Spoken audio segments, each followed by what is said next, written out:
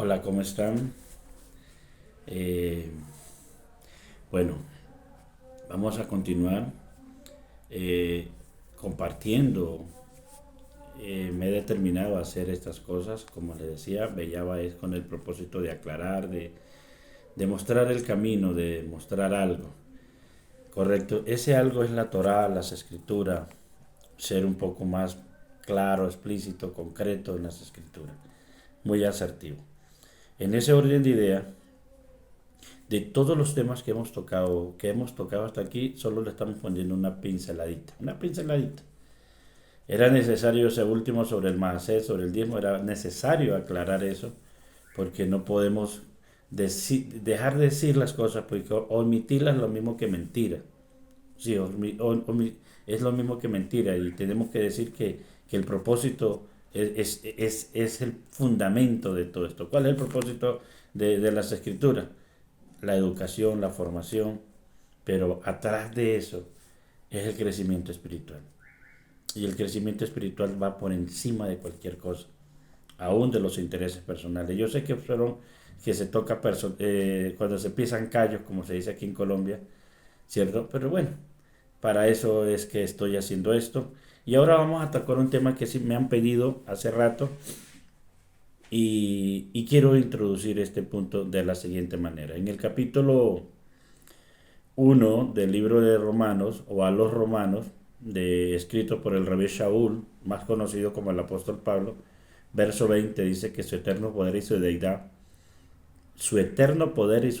fueron visibles a través de las cosas hechas.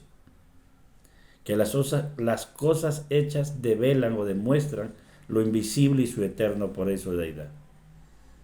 Estoy refiriéndome al Creador. Si es algo, el bendito sea, Hakadosh Baruj Hu, el Eterno, eh, también conocido como el Shem HaMevorah, o sea, el nombre de 72 letras, los 72 nombres del Eterno. Todo eso encaja en lo mismo. ¿Ven? Hay muchos escritos rabínicos, comentarios interesantes y los he leído. No digo todos, pero sí he leído muchísimas cosas de estas. Y quiero expresar algo. Si hay algo que a veces el ser humano en general, no importa la filosofía religiosa que exprese, wow, ¿cómo así que la filosofía religiosa no se meta con mi fe? Así sea tu fe cristiana, protestante, católica, evangélica, ahora los mesiánicos, judíos, simplemente es una filosofía de fe. O sea, una filosofía. Que algunos le prefieren llamar religión, pues llamémosle para darle dignidad, para darle dignidad.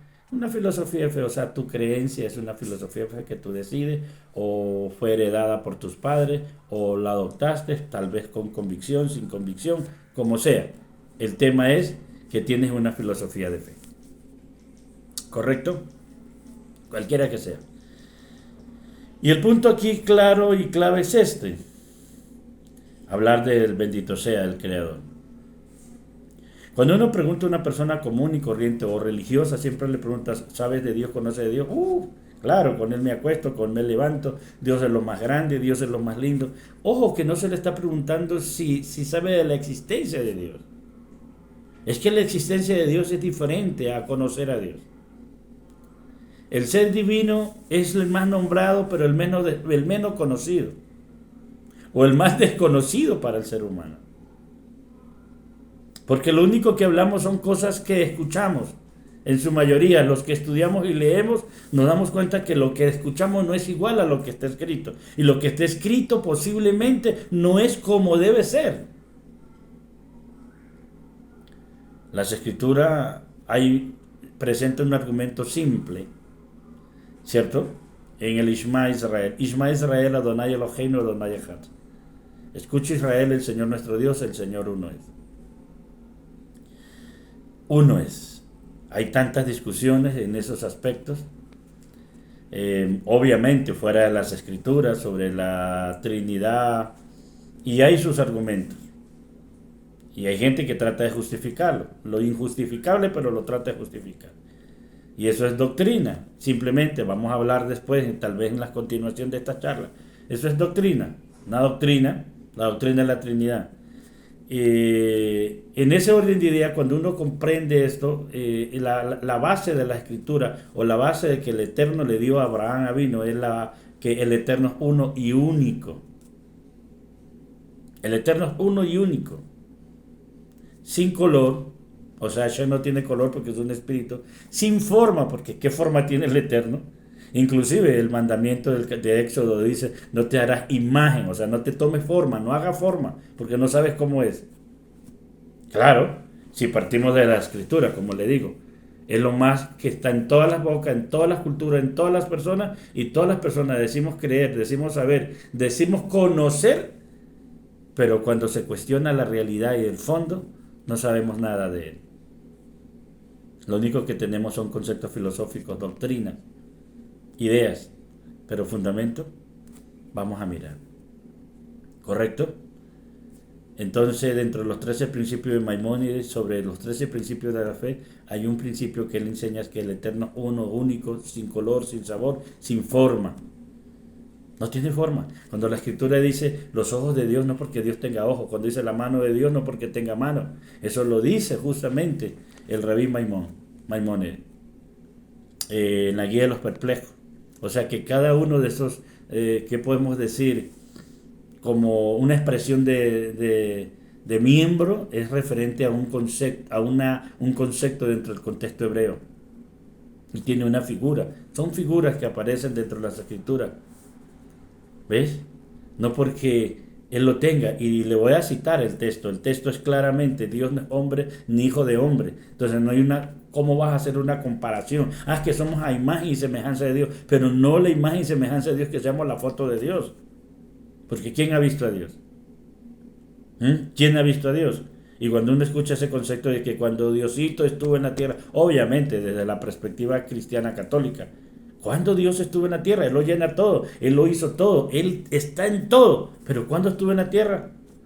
Ah, yo entiendo que es la referencia a Jesús, pero pensemos un poquito, si Jesús es el Hijo de Dios, no es Dios, es el representante de Dios y dejémoslo así, hasta llegar a ese punto, ¿sí ven? Entonces, aclarando la cosa y tratando de entender esto, entonces, ¿qué es Dios? Primer punto. ¿O quién es Dios? ¿Ves? La primera, ¿qué es Dios? Dios es un ser espiritual. Nada semejante a lo que usted cree que es. Y no podemos tomar la filosofía griega, que es lo que sucedió con la religión, e imaginarnos que Dios es un viejito con un bastón y con una barba larga. Esa es la figura de Zeus y tal vez de Crono, pero no del Creador, ya que Él es eterno, o sea que está por encima o más allá del tiempo, que el tiempo no lo afecta. ¿Correcto? ¿Qué es? ¿Qué es? Pues es una inteligencia espiritual, es el Creador. ¿Cómo se manifiesta? Pues por eso le cité el texto. Dice que la creación evidencia al Creador. Las cosas visibles y invisibles y su eterno poder se revelan a través de las cosas visibles. O sea que existe una realidad más allá de la realidad que tú ves. Porque la realidad que vemos son nuestros sentidos, por la visión, por el oído, por el tacto, por el olfato, por el gusto. Tenemos una realidad, es una percepción de la vida que tenemos nosotros los seres humanos. Pero el Creador está más allá de esa percepción. Y creo que por eso ha venido todo ese tema de la idolatría. Y el texto dice que Dios es el que se encubre. O sea, permítame esta expresión, estamos haciendo un poco de pedagogía. O sea que la creación demuestra el Creador y el Creador se esconde en la creación. ¿Cuál es el propósito que el Creador se esconda en la creación? ¿Para que adoren la creación? No. Para que tratemos de verlo a Él, para que lo busquemos. Esto es lo que nuestro maestro Yahoshua dice, el Adón y maestro nuestro Yahoshua dice sobre el tesoro de la gran perla, que lo vendió todo para buscarla. Hashem quiere que tú lo busques. Hashem quiere que yo lo busque. Hashem quiere que nosotros lo busquemos. Pero posiblemente no lo estamos buscando. ¿Y qué es lo que estamos buscando? ¿Estamos buscando una religión? Pues mucha gente está herida, maltratada, ofendida. ultrajada por la religión. Se siente engañada y por eso están en sus casas. Pero ¿qué está buscando? ¿Está buscando a Dios? Entonces a Dios no se lo busca en una religión, a Dios no se lo busca en esos lugares, porque lo más seguro es que posiblemente Dios lo llena todo, está allí, pero muy difícil encontrarlo. A Dios se lo busca aquí, aquí, dentro de ti. Dice que dentro de ti colocó, o se colocó, o está ahí. De todas las cosas guardadas, guarda tu corazón, porque de él mana la vida. ¿Ves? Y el libro de Colosenses del apóstol Pablo, el Rabbi Shaul, dice que, que la vida está escondida en Mashiach. ¿En dónde está escondida la vida? En Mashiach. O sea que sí escondió, sí escondió. Y esto me lleva a algo interesantísimo en la fiesta de Pesaj. Antes de llegar al día 14 que se celebra Pesaj, se habla de que se debe sacar todo el jamés, todo lo que leude y lo leudado de las casas. ¿Ves? Para celebrar el Pesaj. Y la tradición judía dice que el padre de familia esconde muchas cosas con jamet, o sea, con levadura, y manda a sus hijos a buscarle un premio. El propósito es quitar, sacar, purificar la levadura. Correcto, ese es el propósito. Y eso es lo que me deja ver a mí, que Dios se escondió en medio nuestro. Pero no para que te hagas idolatría o busque o hagas otra cosa. Se esconde con el propósito que lo busquemos. Y si buscamos algo es para encontrarlo. Y lo más seguro es que cuando te encuentres con Dios, no te encuentras con Él, sino contigo mismo. Escucha esta frase.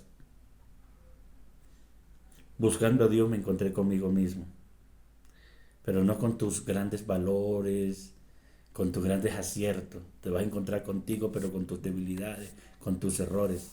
Porque así es que nos encontramos. Del olvido del mundo y de los más preciados, dice que el Señor levanta para avergonzar a los sabios y a los fuertes.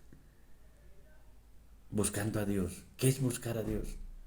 ¿Es buscar una religión, ser parte de una religión? Posiblemente no, la religión es la programadora más grande de este medio, de este sistema, pero para apartarte de él, cualquiera que sea, tienes que encontrar en la espiritualidad. Pero venga, pero si usted tiene un talí, usted habla de Dios, habla de la Biblia, claro, porque para mí Dios dejó una palabra o hay unas escrituras, pero no estoy promoviendo la religión, estoy promoviendo la espiritualidad.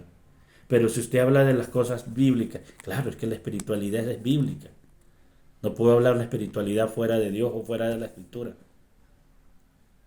Eso se lo dejo a otro y lo respeto, aunque no lo comparta. Pero la escritura, la palabra del bendito sea, está aquí para ayudarte, ayudarnos a encontrarnos. Pero está la palabra y está la experiencia. ¿Sabe qué es lo malo de mucha gente? Sobre todo, que solamente busca una experiencia sin el conocimiento. Y las dos cosas van unidas, el conocimiento y la experiencia. Es necesario que nos hallemos a nosotros mismos, que nos encontremos. Solo cuando nos encontramos tenemos la razón de por qué vivir y encontramos el propósito de nuestras vidas. ¿Y sabes qué? Solo en Dios se halla ese propósito. Solo en Dios encuentras esa razón por qué vivir. ¿Cuánta gente está en este plano sin saber por qué vivir, para qué vivir? No le haya sentido a nada. Sobre todo la nueva juventud. Y aún mucha gente que ya pasó de 50, como algunos ya, y están aquí y no saben qué hacer. O están en unos procesos de su vida por las cosas que le hayan pasado y le echan la culpa a todo el mundo y no aceptan su responsabilidad. Que aunque fueron engañados y fueron maltratados y por la religión o por los líderes religiosos, posiblemente porque usted se lo permitió. Nosotros le permitimos a las personas que hagan eso. Porque también somos responsables de leer, de estudiar, de conocer, de saber de lo que supuestamente decimos. Y si usted ve que lo están guiando mal, y si usted ve que eso no concuerda, es su derecho decir, venga, no me parece. Aunque le digan rebelde. Pero no importa. No importa porque la idea aquí no es que tú caigas bien y encajes. ¿Cierto? Hay un pez que me agrada mucho. Se llama el salmón. El salmón va en contra de la corriente. ¿Sí? Va en contra de la corriente. No va a favor de la corriente, va en contra de la corriente. Y creería yo que hay que imitar esa parte de la naturaleza o ese pez. Ir en contra de lo que te dicen que es. No por rebeldía, sino por buscar tu razón de ser, por buscar tu realidad. Ahora, dicho aquello, es otro tema polémico, porque todos decimos saber de Dios y conocer de Dios y cuando nos cuestionamos no hay nada. Las Escrituras dicen que el que estaba en el seno del Padre le dio a conocer. Una cosa es el bendito sea, Hakadosh Baruj Hu, y otra cosa es el Adón Yahushua. Y la revelación que trae en la vida y que va a develar el Adón Yahushua del Creador es magistral. Y de ahí se ha hecho muchas religiones más que vamos a tratar de aclararlas hasta donde podamos. ¿Ves? El que le dio a conocer, así está escrito, así está registrado, el que estaba en el seno del Padre le dio a conocer. O sea que era para muchos desconocido. Ojo con eso, porque muchos judíos en el primer siglo creían saber, anunciaban, pero aquel que venía de parte de él, ojo, no era Dios, ni hijo, no era Dios, de parte de él, porque eso es lo que traduce, y trajo el mensaje claro, no lo conocieron. ¿Y por qué digo de parte de él? Porque es que el libro de Deuteronomio o de Barín 18:18 lo dice. Aunque hay muchas interpretaciones en la Edad Media, vamos a tocar los temas con detalle. Lo dice. El mismo Moshe dice que de medio de vosotros el Eterno levantará a un profeta, a un nabí. Y él interpretará la Torah y él dará la verdadera interpretación de la Torah. Y este profeta tiene un nombre, se llama Yahushua. Inclusive, Yahushua no dice que llegó como hijo de Dios, pero las profecías y los escritos hablan de que el profeta. ¿Vosotros quién pensáis que soy yo? Le dijo Jesús a sus discípulos. ¿Vosotros quién pensáis que soy yo? Y respondieron, tú eres Jeremías, tú eres Isaías, tú eres el profeta. ¿Ves? O sea, ellos tenían alusivo, claro, de lo que estaban pasando y viviendo y anunciando, hasta que se levantó Kefa. Algún líder por ahí escuché decir que se llamaba Cefa. Cefa es la transliteración al griego, Cefa, pero la palabra hebrea es Kefa. Y Kefa es lo que nuestro Adón Yahushua le cambia. Porque el nombre de él es Shimón. Shimón Ben Yoná, hijo de Joná. Y Yahushua le cambia a Kefa, no a Cefa. Kefa. Kefa es en hebreo. Hay tantas cosas por los beneficios de los seres humanos y piensa que todos podemos tragarnos aquellas cosas que no tienen ni coherencia. Pero bueno, este es el asunto. Y él es el que dice, tú eres el Ben Elohim. El Ben Elohim, ojo, el Ben Elohim, tú eres el Ben Elohim. Es el testimonio. Y Yeshua le hizo, eso no te lo reveló ni carne ni sangre, sino mi Padre que está en los cielos. Tú eres el Ben Elohim, el Hijo del Dios viviente. Eso le dice, tú eres el Ben Elohim. O sea, esa es una de las misiones. Pero retrocedamos un poquito. Entonces, ¿quién es Dios? ¿Ves? Lo más hablado, menos conocido. Qué tristeza, ¿cierto? Cuando deberíamos de saber un poco más, deberíamos de conocer un poco más. Posiblemente tenemos más conceptos que principios. Pero bueno, que el bendito sea nos continúe bendiciendo y aquí quedamos. Quiero que avancemos con este tema. Porque si le preguntamos nosotros a Abraham, ¿qué sabe del Creador? ¿Qué conoce del Creador? ¿Qué nos diría Adán, perdón? ¿Qué nos diría Adán Rishon? Que Él es justicia y es misericordia. Pero que la misericordia es superior a la justicia de Él. Que aunque cometió falta y tenía derecho de morir, le dieron la oportunidad de otra cosa. ¿De cuál? De volver a tomar la vida. ¿Y cómo Dios se ha venido develando a cada uno de estos hombres? Lo único que sabemos del Creador es que dejó unos códigos y los códigos los dejó en sus nombres. Y en los nombres que Él dejó o que nos dio, como Elohim, como Jarrajamín, o sea, la bondad, Adonai, está develando parte de su carácter y nos está dando el mensaje, ya que Él es un ser espiritual. y no podemos compararlo con nada. Y por eso es el único, no hay otro. Se respeta, pero no concuerda. Dice que es el único Dios, el Dios de Israel. Bendiciones, si esta palabra está haciendo algo, está removiendo en tu corazón y está llevando el propósito, es eso, darte conocimiento, pero también llevarte una reflexión. Que tú reflexiones, que posiblemente las cosas no te están saliendo bien o posiblemente las cosas no marchan como deben marchar, porque posiblemente estás orando o adorando o honrando o orando a un Dios que no es el verdadero Dios. O buscando en el lugar equivocado, como dice aquí la propaganda de un banco se llama La Vivienda. No estoy haciéndole propaganda, sino tomando el eslogan. Estás en el lugar equivocado. Y ojo, que no te estoy refiriendo al lugar, te estoy refiriendo en dónde estás buscando y qué es lo que estás buscando. ¿Ves? ¿Qué es lo que estás buscando? Porque posiblemente naciste en el cristianismo o ahora con la nueva ola naciste en el mesianismo o naciste en una religión y crees que la única verdad es esa. Perdón, déjame decirte que no. La verdad está en la Torah y la verdad está en Dios. El resto todos son conceptos filosóficos, cualquiera que sea. Y es necesario que te encuentres con esta realidad y despierte. Esto se llama despertar de la conciencia. Despertar. No el rudo despertar, despertar de la conciencia. Que el bendito sea te continúe bendiciendo. Si tienes preguntas, inquietudes, como algunos me están escribiendo en el interno, cuando tenga tiempo te respondo, pero si me escribe, te responderé. Shalom y shalom.